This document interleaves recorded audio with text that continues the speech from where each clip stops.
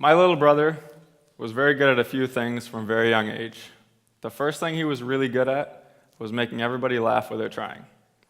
Like the one time I told him he should have a little bit of protein after a workout. He got all excited because he thought I said poutine.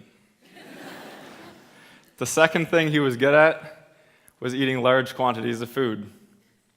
Come dinner time, it wasn't uncommon for him to out-eat most of the adults at the table. Now, as you may have guessed, as a 5'0" little boy, there is in fact a downside to regularly out-eating full-grown men. At just 11 years old, I could already see that if nothing else changed, my little brother was headed for an adolescent life littered with teasing and unhealthy eating. As his older brother, I wanted to do something about it.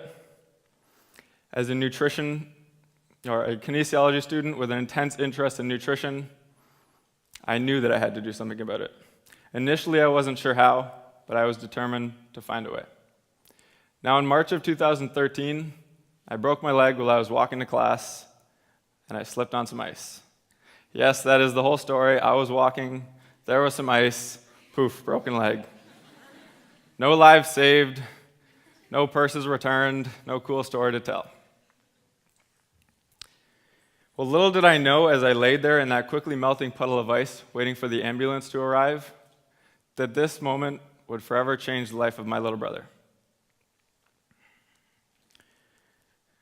After I had a surgery to attach a small titanium plate and a few screws onto my fibula, I was given 2 crutches and told not to put any weight on my leg for 2 months. This posed a unique problem, as there was still plenty of snow and ice on the ground, and I still had 2 months left of class spread out over one of the largest campuses in the country. So with that in mind, I made a decision that any other hardworking student in my position would do, and I obviously decided to stop going to classes.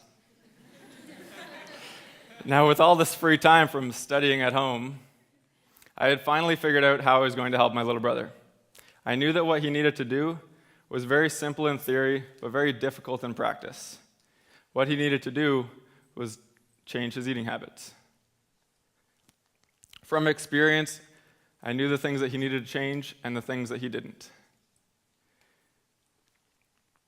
The problem was that communicating this through somebody else would most likely just end up like the childhood game of telephone. The message gets passed along, but with little misunderstandings and misinterpretations along the way, there's not much left of the original message, and everybody's just left confused. And my little brother's eating habits are left unchanged. So keeping that in mind, I made one of the best decisions of my life, and I decided to move back home for the next 2 weeks and make every single meal that my little brother would eat, educating him about proper nutrition along the way. While I was at home, in the kitchen, I often found myself awkwardly trying to maneuver, holding onto 2 crutches, hot pans, and sharp knives. It wasn't very easy. I also had to make sure to take little breaks every few minutes to make sure that the swelling in my ankle wouldn't become unbearable. Now, after just 2 weeks, not only were the results phenomenal, but they were as a result of a strategy that anybody can use. The reason we were able to see such dramatic and positive results, which I'm very excited to share with you later, is that we changed his environment to match his goal. We made his environment work for him instead of against him. This simply meant replacing all of the bad options with healthy ones. Making this uncomplicated adjustment enabled us to easily transform his nutrition from the standard American diet, ironically referred to from its acronym SAD, to wholesome and nutritious without a hitch. Because of the planning, this wasn't the least bit difficult to do. When you remove the unhealthy options, wholesome and nutritious food becomes both Plan A and Plan B.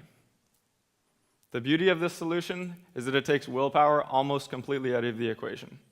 Quite simply, if it's not there, you can't eat it.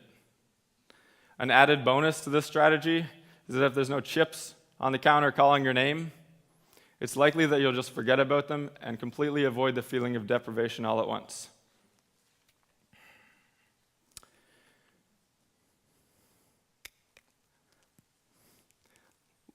A little bit of a brain block. This may sound a little bit too simple to be true, but I assure you it's not. When you remove the barriers to your success, in my little brother's case, unhealthy food, and you pave the way barrier-free, the road to success becomes a much smoother ride. So set up your environment so that it works for you instead of against you. This works well for any goal. For my little brother, I was the environment. I made all of his food, gave him the right snacks, and answered all of his questions. But what would that have looked like if I wasn't there, and how can you make this work for you? Well, to be successful, you have to minimize the difficult decisions being made. Say, for example, you walk out into the lobby, and on the left of those tables is delicious chocolate chip cookies, squares, and everything the like. On the right side is fresh fruit and vegetables, vibrant colors, chopped up nicely, they're crunchy and juicy. Now, you've been sitting in here for 2 hours, so you're starving. You have a choice to make. Should you choose option A on the left, or should you choose the wholesome, nutritious broccoli on the right? Now, given this scenario, I think it would be very hard for most of us to resist the temptation of option A. Now, this is a real-life situation, and it's one that happens all the time.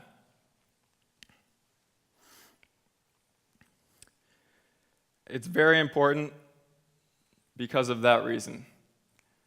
So, when you remove the barriers to your success, it will just become a little bit easier for you to not have to make that hard decision in the first place. Here's how you can make this strategy work for yourself. Start off by finding out what your personal trigger foods are and make a promise to not keep them in your house anymore, so that when the time comes, the decision has already been made for you. Now, that's not to say you can never have these foods again. If you really want one, you can always just go to the store and buy one, or you can keep it so that you're only having them at special events such as this. Just don't keep a stash underneath the cupboard if you know that they're going to be an issue for you. That's how you make your environment work for you instead of against you.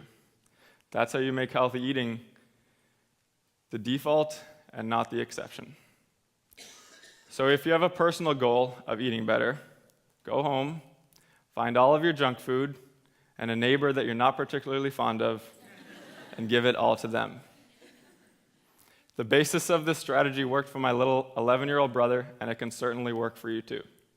Let me just finish off by sharing the final results of my little brother's lifestyle change. Let me also just point out that I had one main rule that I wanted to follow with the change. At no point did I want my 11-year-old brother to feel hungry or deprived. Here's how that worked out. After the first 7 days, he had lost 5 pounds. After the second week, it was 8 pounds. But it didn't just stop there. I went back to write exams, and he kept going. After 20 days, it was 10 pounds. And by 36 days, he had averaged half a pound a day to top it off at 18 pounds lost.